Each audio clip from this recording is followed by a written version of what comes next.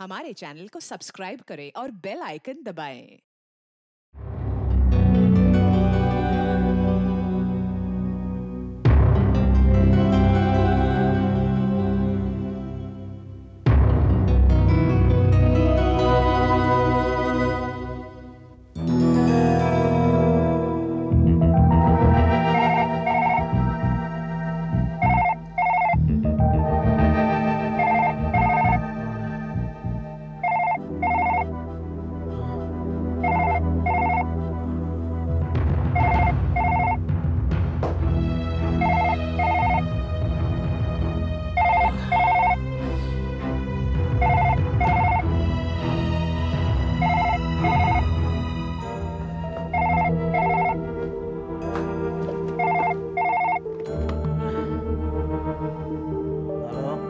आलोक, नेहा बोल रही हूँ। हाँ बोलो नेहा। तुम अभी तक वहीं हो? क्या क्या टाइम हुआ? 1 बज रहा है आलोक। क्या? Oh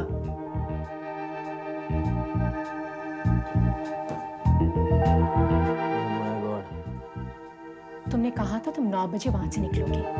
मैं कब से मोबाइल पे तुम्हारे साथ बात करने की कोशिश कर रही हूँ, पर तुमने वो भी ऑफ कर रखा है।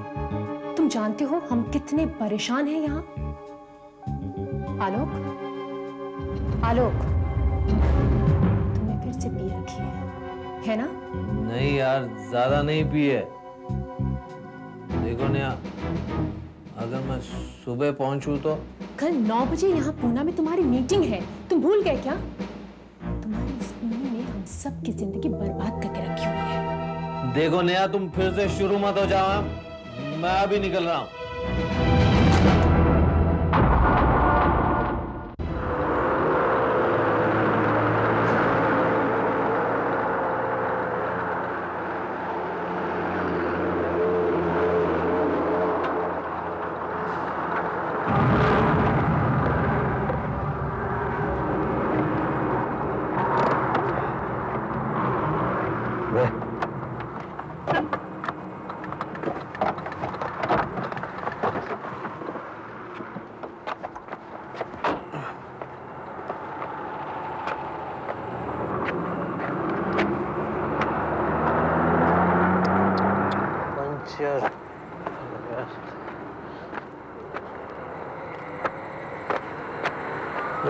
अभी पंचर होना था तुमको अभी पंचर होना।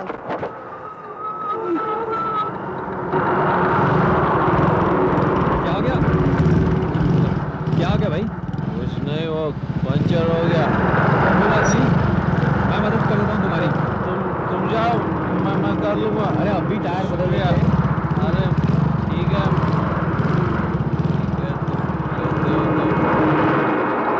चलो डिक्की खोलो, पाना निकालो। हाँ। फटाफट। रात के टाइम अकेले अकेले कहाँ? हम दोनों मिलके इसको निकालते हैं।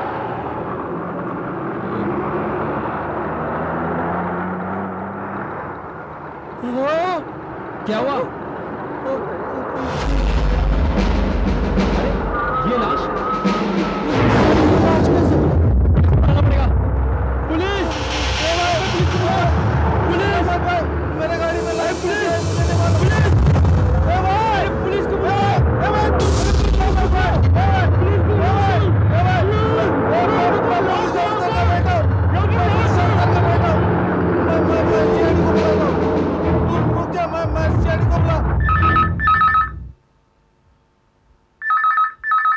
इतनी रात गए, किसका फोन है? हेलो, एसीपी प्रद्युमन यहाँ। कौन बोल रहा है? अंकल, मैं आलोक बोल रहा हूँ। आलोक? कौन आलोक? अंकल, मैं देव साहब का बेटा। ओ, देव साहब के बेटे आलोक। हाँ बेटा बोलो, मुंबई से बोल रहे हो? नहीं अंकल, बॉम्बे पुणे हाईवे से। अच्छा, क्या बात है? अंकल, मैं बड़ी मुसीबत पे फंस गया। मुसीबत में? हाँ, मेरी गाड़ी में लाश है। लाश है? मालूम नहीं कहाँ से आई, कैसे आई। अच्छा सुनो, रो मत। मैं खुद नहीं आऊंगा, मेरे ऑफिसर्स वहां पहुंच जाएंगे। लेकिन तुम हो कहां पर? पनवेल और खोपोली के बीच में। पनवेल और खोपोली के बीच? कौन सी गाड़ी है? एस्टीम। एस्टीम। नंबर क्या है? MH12 MH12 K4521। K4521। अच्छा सुनो, तुम वहां से हिलना मत, वहीं रुके रहना। जी।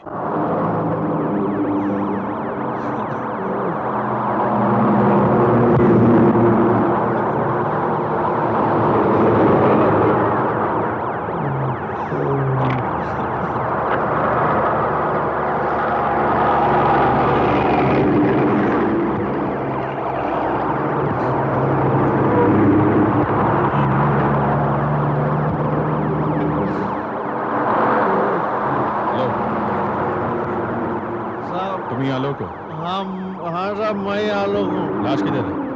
वो साहब डिग्गी में। शराब पी रखी है? शराब पी के गाड़ी चलाते हो? डिग्गी खोलो।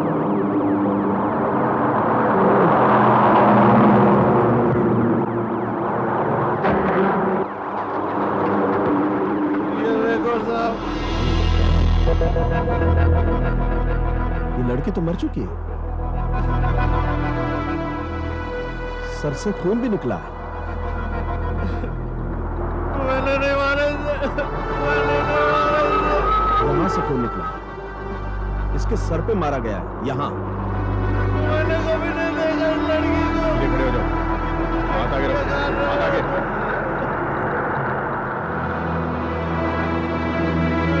मेरी तलाशी क्यों ले रहे हो तुम?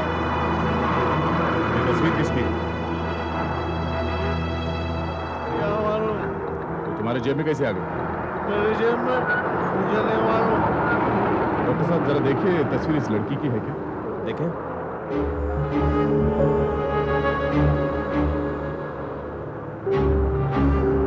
अभिजीत, ये तो इसी लड़की का फोटो है। मेरा बाबूजी। तो नया लगता है, इसे देखिए जरा। सर, यहाँ एक ब्रेसलेट का बिल भी है। अच्छा डॉक्टर साहब, इसमें देखिए ज्वेलर का मार्क है क्या? हाँ, देखते हैं। मार्क तो होना चाहिए। क्या हो रहा है? लिखा तो है अंकिता। सर, बिल भी अंकिता ज्वेलर्स का है। अब बताओ निशा लोग, इसके बारे में तुम्हें क्या कहना है? ये मैं खरीदा है मेरी बीवी नेहा के लिए। उस लड़की के हाथ में कैसे आया मुझे नहीं मालूम। अपने आप चल के आ गया होगा। अभिजीत, ये लड़की करीब 5-6 घंटे पहले मरी है। इसकी आंखों में अकड़न शुरू हो गई है। ये देखो, टाइगर नोटिस। मेरे ख्याल से इस लड़की का खून 8:30 से 9 बजे के बीच में हुआ। सर पे वार किया गया, उससे मरी है। खोपड़ी की हड्डियां काफी जगह से टूट गई हैं, फ्रैक्चर। मेरे ख्याल से इसे किसी चपटी चीज से मारा गया होगा, क्योंकि अगर किसी नोकेली चीज से मारा गया होता तो इसके सर पे गहरा घाव होता, जो या नहीं। देखो साहब, साहब बताओ कि हुआ क्या है। देखो, तुम एसीपी साहब के दोस्त के बेटे हो, एक पुलिस ऑफिसर के बेटे हो, इसलिए प्यार से पूछ रहा हूँ। झूठ मत बोलो, सच सच बताओ, इस लड़की को जानते हो कि नहीं? नहीं नहीं नहीं, मैं इस लड़की को नहीं जानता। ये फोटो, ये ब्रेसलेट, उसके बाद मुझे कुछ नहीं मालूम। संभालो, संभालो, सुनो, मुझे शुरू से बताओ कि हुआ क्या है। देखो ना, मैं पूना कर रहने वाला। मैं क्लियर होटल में रुका, रात को मैं पुणे के लिए निकला। खड़े करो, डिक्की में वो यहाँ जो भी सामान मिला उसे जीप में डालो।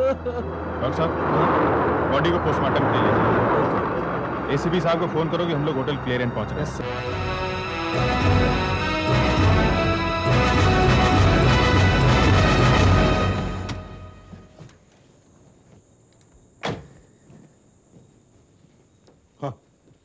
ये है सर।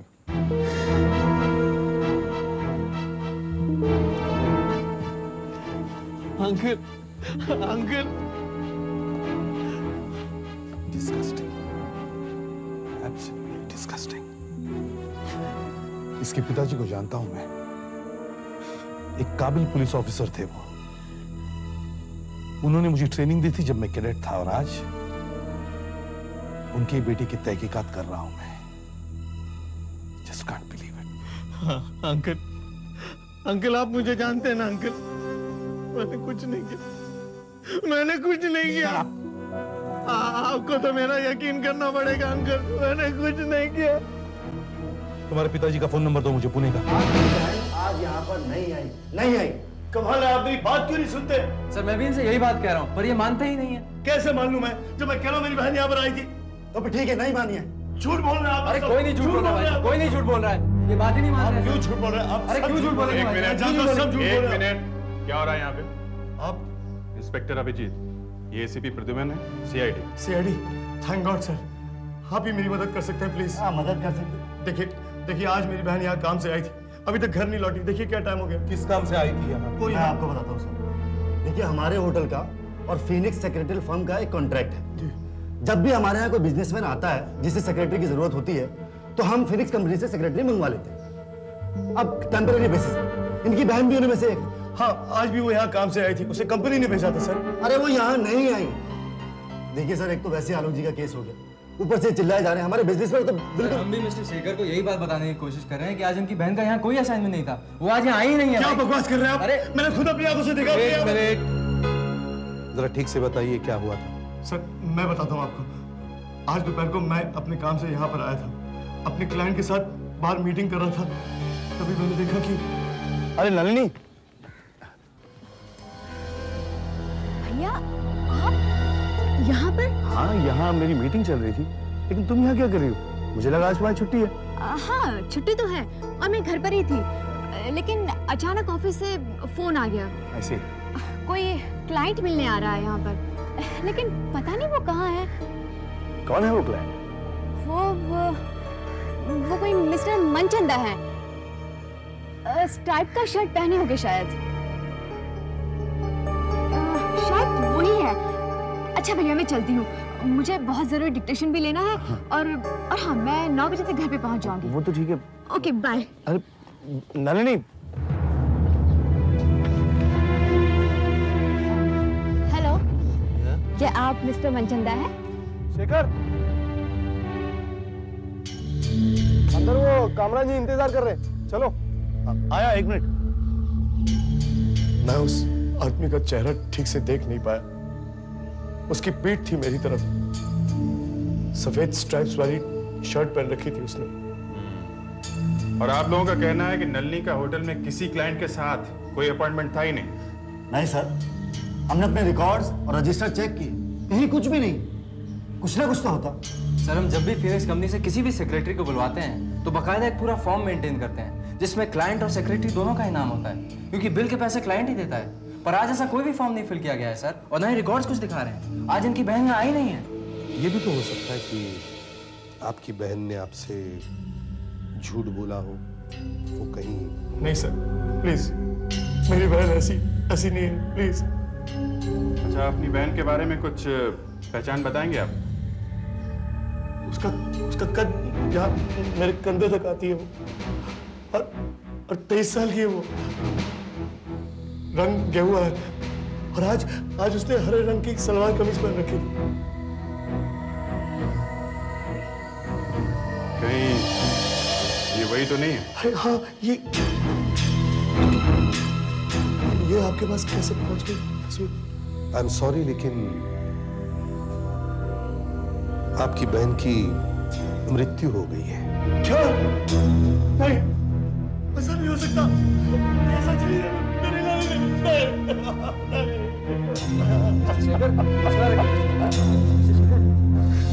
कैसे हो गया है? मेरी बहन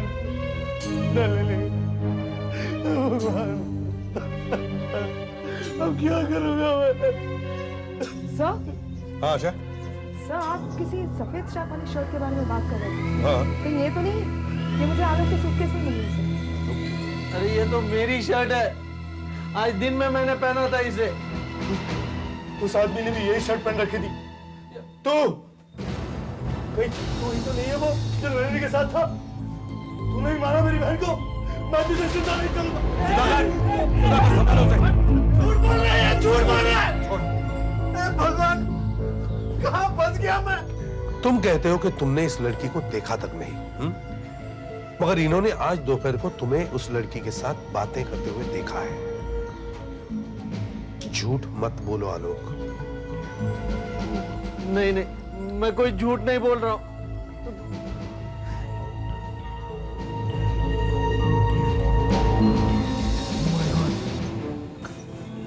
कहीं ये वही लड़की तो नहीं थी? तो वो मेरे दिमाग से कैसे निकल गया? हाँ, बताओ मिस्टर आलोक, अब कौन सी नई कहानी याद आ गई तुम्हें? तो तुम उस लड़की को जानते थे ना? मैं जानता नहीं था, लेकिन मिला जरूर था। आज दोपहर को वहां पार्किंग लॉट में मैं कुछ पेपर वर्क कर रहा था। हेलो, क्या आप मिस्टर मनचंदा हैं? मनचंदा? हाँ? नहीं सॉरी, मैं आलोक देव हूँ। ओह सॉरी, मुझे ज्योति केमिकल्स के किसी मनचंदा से मिलना था। मुझे लगा कि वो आप ही हैं। माफ कीजिए, ऐसे किसी आदमी को मैं नहीं जानता। आई एम सो सॉरी, मैंने आपको बेवजह तकलीफ दे दी। I am sorry. फिर वो वहां से चले गए। मुलाकात इतनी छोटी सी थी कि मैं भी भूल गया। उसकी लाश देखी तो भी मुझे याद नहीं आया। अभी जब आपने याद दिलाया तो मुझे याद आया। आलोक, तुम्हारी कहानी के मुताबिक वो लड़की यहां ज्योति केमिकल्स के किसी मनचंदा से मिलने आई थी। आशा सर। इनके साथ जाकर देखो, इस नाम का कोई आदमी यहां ठहरा है क्या? Yes sir. अंकल, आप तो मुझे बचपन से जानते हैं ना। आप ही बताइए कि मैं कातिल लगता हूं? मैं कसम खा के कहता हूं, मैं उस लड़की को नहीं जानता, नहीं जानता। सर ये झूठ बोल रहा है। आलोक इस लड़की से एक बार और भी मिला था। अच्छा, ये बिल बॉय इस बात को साबित कर सकता है। बताओ। साहब, इन साहब ने कुछ कपड़े दिए थे इस्त्री के लिए, जो उन्हें 8:30 बजे तक वापस चाहिए थे, क्योंकि इन्होंने कहा था कि उन्हें 9 बजे के आसपास निकलना था। कहा तो था, मगर ये क्या कह रहा है मेरे कुछ समझ में नहीं आ रहा। साहब मैं पहुंच गया था ठीक 8:30 बजे इनके यहाँ पर, और जैसे ही मैंने दरवाजा खटखटाया तो मैंने देखा। क्या है? मैम कपड़े लाया हूँ। साहब सो रहे हैं, लाओ मुझे दे दो। अगर तुम उसे नहीं जानते हो आलोक, तो वो तुम्हारे कमरे में क्या कर रही थी? वो भी रात को 8:30 बजे। मैं कुछ नहीं जानता, मैं कुछ नहीं जानता। सर, यहाँ ज्योति केमिकल्स के कोई मिस्टर मनचंदा आकर नहीं रुके थे। तो कमरे की सफाई नहीं हुई है, वो सुबह ही होती है। Good, very good. मतलब सब कुछ वैसा ही है जैसा आलोक ने छोड़ा था।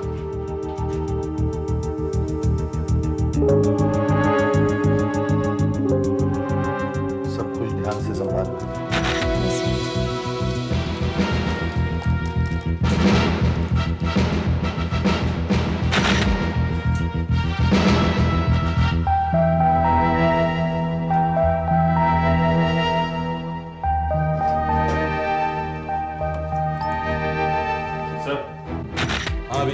ये देखिए इधर।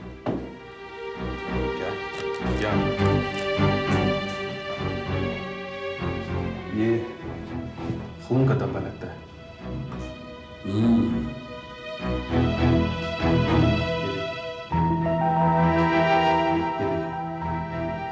खून लगता है। लगता है कातिल ने यहाँ हाथ धोने। सैंपल लेना। सब आ गया। सर देखिए, खून के निशान। लगता है खून इसी से किया गया।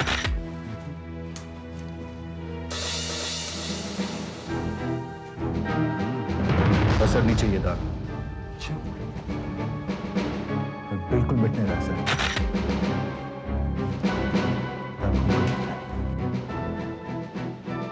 रूम को सील कर दो। फोरेंसिक वालों को इन्फॉर्म करो, वो लोग इन सब चीजों का मुआयना करेंगे। सर आप उससे अकेले में बात कीजिए।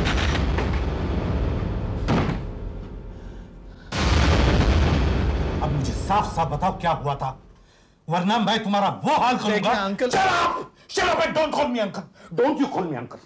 I'm warning you. अगर तुम्हारे पिताजी मेरे टीचर ना होते तो मैं लेकिन मैं मेरी ड्यूटी निभाते ही रहूंगा। अंकल, आप तो मुझे बचपन से जानते हैं ना। यस, हाँ, यही तो रोना है, यही तो रोना है कि मैं तुम्हें बचपन से जानता हूं। बचपन में सब बच्चे मासूम होते हैं, लेकिन बड़े हो जाने पर न जाने उनका क्या बन जाता है। देखो देखो, अब तुम्हें ही देखो, क्या बन गए हो तुम? हाँ, एक शराबी बन गए हो, a drunkard। लेकिन मैंने खून नहीं किया।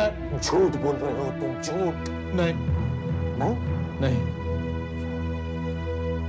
अगर बाद में पता चला कि तुम ही खूनी हो, तो इन्हीं हाथों से जिन हाथों ने तुम्हें बचपन में खिलाया था, इन्हीं हाथों से मैं तुम्हें फांसी के तख्ते तक ले जाऊंगा।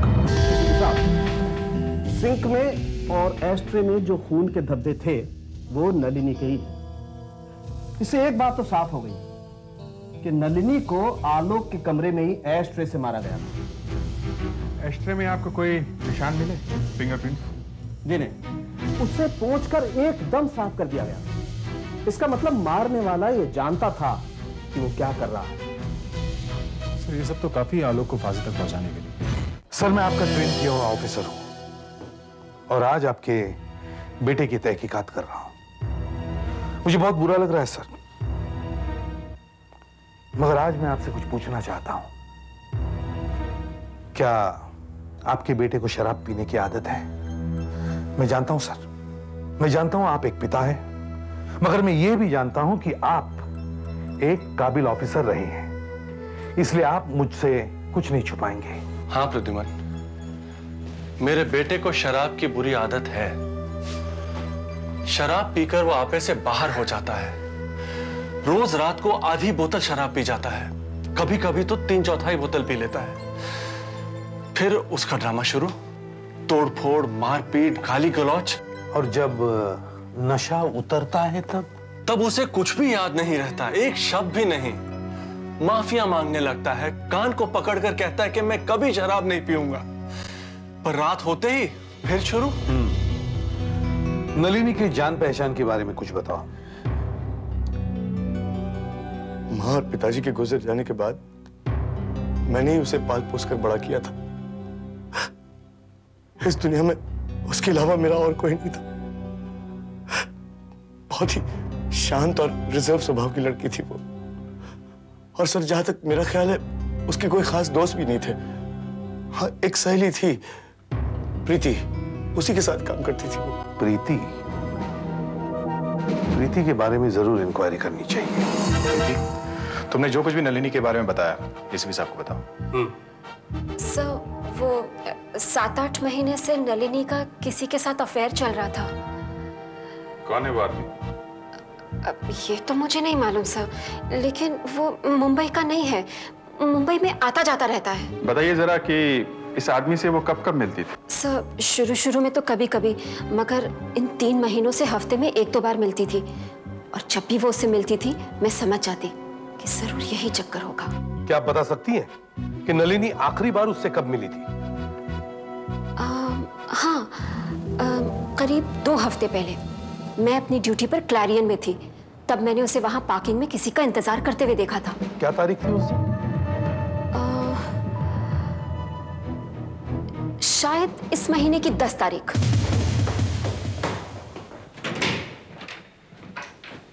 सर, नलिनी के घर से हमें कोई भी लेटर या फोटोग्राफ नहीं मिला जिससे हमें उस आदमी के बारे में पता चल सके। छोटा सा भी सुराग नहीं है सर, काफी स्मार्ट लड़की थी। नलिनी किसी ऐसे आदमी को जानती थी जो मुंबई अक्सर आया जाया करता था और होटल क्लेरियन में ही रहता था। और आलोक भी मुंबई अक्सर आता जाता रहता है और होटल क्लेरियन में ही ठहरता है। लेकिन सर, आलोक तो ये बात मानने को तैयार ही नहीं है। चलो 1 मिनट के लिए अगर हम ये बात मान भी लें कि आलोक सच कह रहा है कि वो नलिनी को बिल्कुल जानता नहीं, तो फिर वो कौन है जिसके साथ नलिनी का अफेयर था? सर, नलिनी 24 तारीख को उसी से मिलने होटल क्लेरियन में गई थी। वो पार्किंग में उसका इंतजार कर रही होगी, तभी उसने अपने भाई को वहां देखा। तो उसने बचने के लिए झूठ बोल दिया कि वो किसी ज्योति केमिकल्स के किसी मिस्टर मनचंदा से मिलने के लिए वहां गई थी। उसके फर्म ने उसे वहां भेजा था और आलोक के साथ जाने का नाटक करने लगी। इसके पहले भी 10 तारीख को नलिनी होटल क्लैरियन में गई थी और फिर इसके बाद उस दिन गई जिस दिन उसका खून हुआ। होटल क्लैरियन में जाके पता करो कि ऐसे कौन कौन लोग हैं जो 10 तारीख को और 24 तारीख को दोनों दिन होटल में ठहरे थे। हाँ, आलोक की पूछताछ चल रही है। तुम इस महीने की 10 तारीख को भी होटल क्लैरियन में ठहरे थे? 10 तारीख को? हाँ, 10 तारीख को नलिनी तुमसे मिलने आई थी। 10 तारीख को मुझे कुछ याद नहीं आ रहा। आपको तो मालूम है ना, आजकल मुझे कुछ याद नहीं रहता। देखो आलोक, अब तक मैं ये समझता था कि ये खून तुमने नहीं किया है, लेकिन अगर तुम ऐसे ही उड़ते उड़ते जवाब दोगे तो मैं तुम्हारी मदद नहीं कर सकता। नलिनी के साथ तुम्हारे संबंध थे, तभी तो वो ब्रेसलेट तुमने उसे दिया कि नहीं? उसकी फोटो तुम्हारे पास से निकली। तुम्हें डर था कि तुम्हारी पोल तुम्हारी बीवी के सामने खुल जाएगी, इसलिए तुमने उसे उड़ा दिया। मेरे कुछ समझ में नहीं आ रहा। शायद ज्यादा पीने से मैं पागल होता जा रहा हूं। पागल होता जा रहा हूं।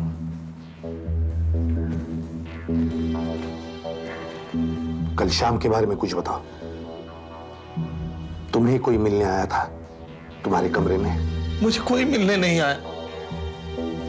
मैं शाम को 7 बजे के करीब रूम में पहुंचा। बस एक रम की बोतल मंगाई, थोड़ी सी पी और मैं सो गया।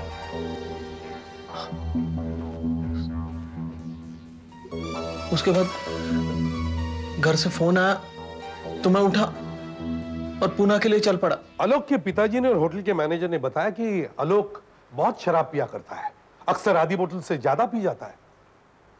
मगर उस दिन उसने काफी कम पी थी, बोतल का तीसरा हिस्सा, 1/3। पर सर 1/3 भी कुछ कम तो नहीं है। हाँ, मगर आलोक जैसों के लिए तो कम ही है।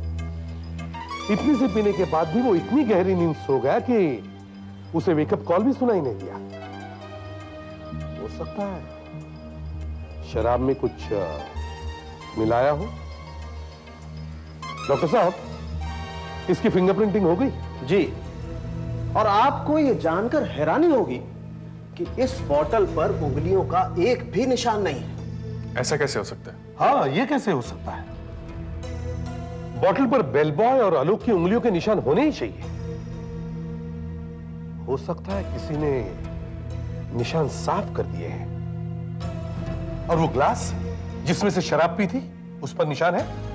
जी हां, उस ग्लास पर उंगलियों के निशान हैं और शायद आलोक के ही होंगे। बोतल पर उंगलियों के निशान नहीं, मगर ग्लास पर है। कमाल है। जी हां, कमाल ही है। एसीपी साहब, मैं इस बोतल की शराब का टेस्ट करके देखता हूं। अगर इसमें कुछ मिलाया गया होगा तो हमें पता चल जाएगा। सर। हाँ सर, क्लैरियन होटल के रजिस्टर से पता चलता है कि 10 तारीख को आलोक मुंबई में था ही नहीं, वो इस होटल में ठहरा ही नहीं सर। अच्छा, लेकिन 10 तारीख को नलिनी तो होटल में गई थी किसी से मिलने के लिए। तो आलोक के अलावा वो कोई और आदमी होगा जो 10 तारीख को और कत्ल के दिन दोनों दिन होटल में मौजूद था। यस सर, ऐसे 2 लोग हैं सर। आइए। देखिए, किसी इज्जतदार आदमी को ऐसे सताना अच्छी बात नहीं है इंस्पेक्टर साहब। आप अंदर चलिए। आइए। सर, ये वो 2 लोग हैं जो 10 तारीख को और 24 तारीख को होटल क्लैरियन में थे। ये मिस्टर प्रशांत नासिक से और मिस्टर दीपक गोवा से। सर, ये सब क्या है एसीपी साहब? हमें इस सब में क्यों घसीटा जा रहा है? हमने कोई गुनाह किया है क्या इस होटल में ठहरकर? सर, मिस्टर प्रशांत सेल्स एग्जीक्यूटिव है इनका हेड ऑफिस मुंबई में है सर। ये हर हफ्ते मुंबई आते हैं। ये हमेशा होटल क्लैरियन में ही ठहरते हैं। और सर कत्ल की रात ये होटल में ही थे, आलोक के पास वाले कमरे में। और ये मिस्टर दीपक गोवा के रहने वाले, कैन सी फूड का बिजनेस है। ये अक्सर मुंबई आते हैं सर, और कत्ल की रात होटल में ही थे ये। इनका कमरा आलोक के कमरे से 5वां था। देखिए सर, मैंने इस लड़की को पहले कभी देखा ही नहीं, और सर उस दिन शाम ही को क्या बल्कि पूरी रात में अपने कमरे में था। सर देखिए, मैं एक बहुत इज्जतदार आदमी हूँ, मैं शादीशुदा हूँ, मेरे 2 छोटे छोटे बच्चे हैं सर। प्लीज इस सब से मेरी रेपुटेशन कचरे में मिल जाएगी सर। दया सर, इन दोनों के कमरों की तलाशी का वारंट निकलवाओ। बस अभी अभी सारे टेस्ट खत्म करके उठाऊं एसीपी साहब। ग्लास पर जो उंगलियों के निशान हैं वो आलोक की ही उंगलियों के हैं। एसीपी साहब, फॉरेंसिक लैब में काम करते करते ऐसे ऐसे झटके लगते हैं ना कि पूछो मत। लगता है आपने बोतल की शराब चेक कर ली है डॉक्टर साहब। जी हाँ, और वहां भी कमाल हो गया। अच्छा, बोतल की शराब में कुछ नहीं मिलाया गया सर, मगर ये क्लास की शराब में ज़ेपिकोलोन मिलाया गया है। ज़ेपिकोलोन? ज़ेपिकोलोन? जी हाँ, ZAPICLON, ज़ेपिकोलोन। ये बहुत ही स्ट्रॉन्ग सेडेटिव होता है जो नींद की गोलियों में मिलाया जाता है। अब मैं इस कॉटन पे थोड़ी सी शराब का सैंपल लेता हूं।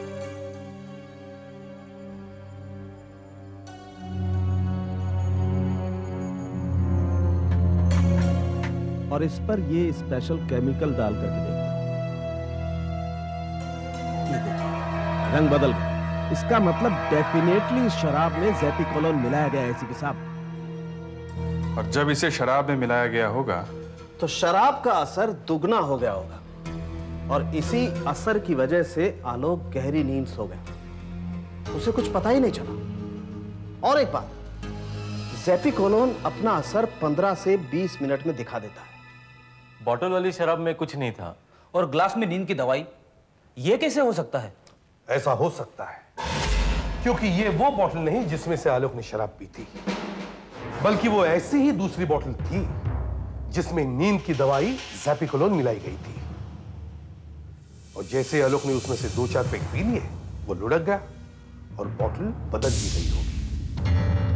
अभिजीत सर, फौरन जाके पता लगाओ आलोक के कमरे में शराब कौन लाया था। हाँ, सर, साफ बताओ, रम की बोतल कैसे लेके गए थे? ये बताओ, तुम बोतल कहां से लेकर आए थे? हाँ साहब, मैं बताता हूँ।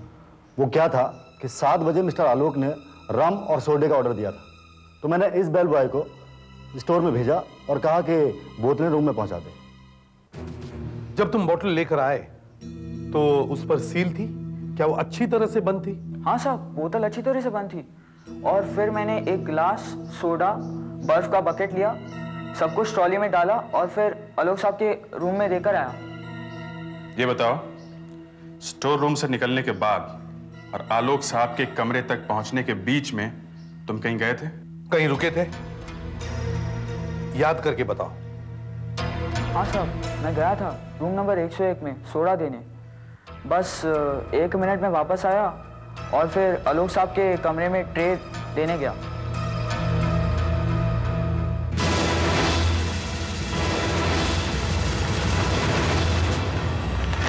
अच्छा, okay, thank you. Nashik police से फोन था सर। उन्होंने प्रशांत के दोस्तों से पूछताछ की, उसके घर में, ऑफिस में भी तलाशी ली है, लेकिन ऐसा कुछ भी नहीं मिला जिससे ये पता चल सके कि उसका नलिनी से कोई संबंध था। अच्छा, और गोवा पुलिस से भी फैक्स आया है, उन्होंने दीपक की रिपोर्ट दी है। उनका कहना है कि दीपक का भी नलिनी से कोई संबंध नहीं था। मुझे लगता है इन दोनों में से किसी एक का चक्कर नलिनी के साथ जरूर होगा जो किसी को पता नहीं है। सर, ऐसा लगता नहीं है, क्योंकि अगर इनकी नलिनी से जान पहचान होती, ऐसी बातें ज्यादा देर तक छिपती नहीं है सर। सर, हो सकता है खूनी कोई ऐसा आदमी है जिस पे हमारा शक गया ही नहीं अभी तक। हाँ, यस, हो सकता है, मगर कौन हो सकता है? नंबर 1, नलिनी किसी ऐसे आदमी को जानती थी जो इस शहर का नहीं था। नंबर 2, फिर भी वो आदमी आलोक के कमरे तक पहुंचता है उसकी शराब बदलता है, नलिनी को आलोक के कमरे में बुलाता है। वो कोई ऐसा आदमी है जो आलोक को करीब से जानता है और यह भी जानता है कि आलोक जबरदस्त पीता है। मगर कौन हो सकता है? कौन हो सकता है? यस, एक आदमी वहां मौजूद था उस दिन उस होटल में जो इस शहर का नहीं है और हमारा उस पर शक गया ही नहीं। माय गॉड, चलो जल्दी चलो। एक तो मेरी इतनी कस के पूछताछ की आपने और अब ये देखो, कबर्ड देखो, ड्रॉर देखो, सब कुछ ये गलत है। अरे भाई, अरे आराम से क्या कर रहे हो? ये पूरा सामान आप उल्टा सीधा ढंग से, अरे क्या पता सामान रखा हो, आप क्या कर रहे हैं? देखिए क्या कर रहे हैं? अरे इसको पलट दिया, आप समझाइए ना। आप चुपचाप रहिए, हमें अपना काम करने दीजिए।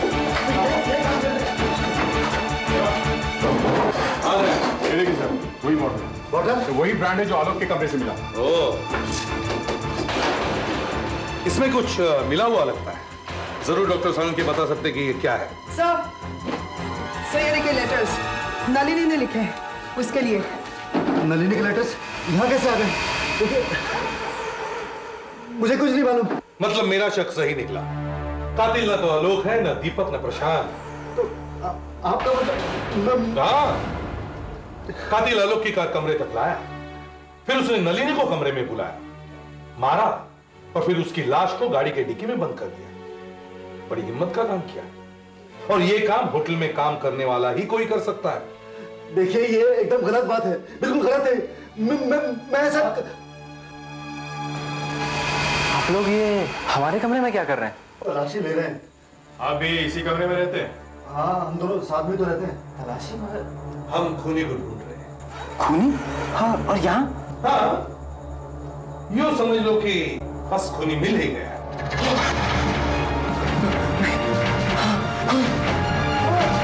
मैंने मारा है उसे, मैं मानता हूँ मैंने मारा, गलती हो गई बस।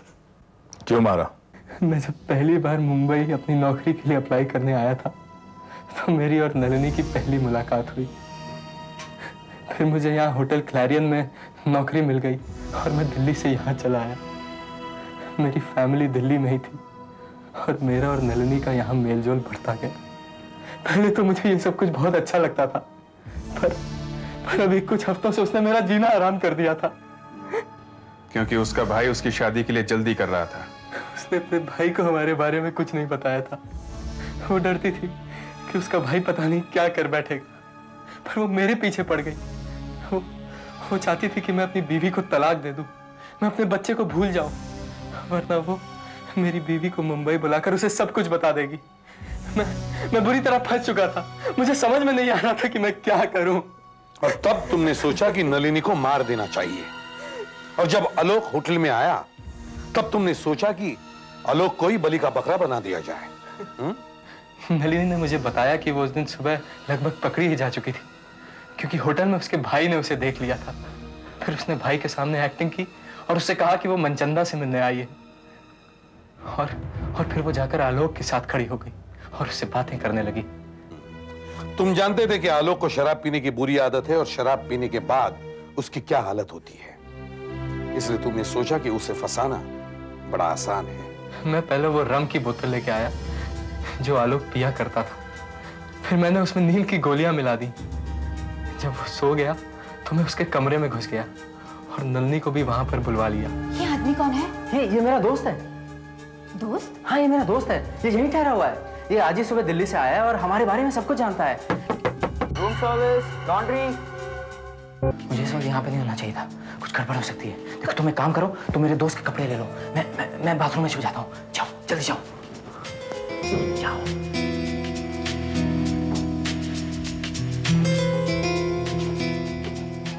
क्या है? मैम कपड़े लाया हूँ। साथ सो रहे हैं, लाओ मुझे दे दो।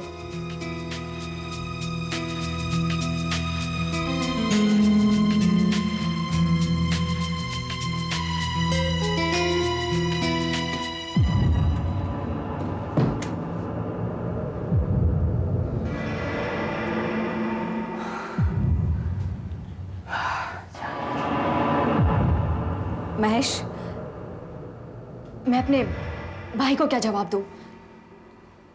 कब होगी हमारी शादी?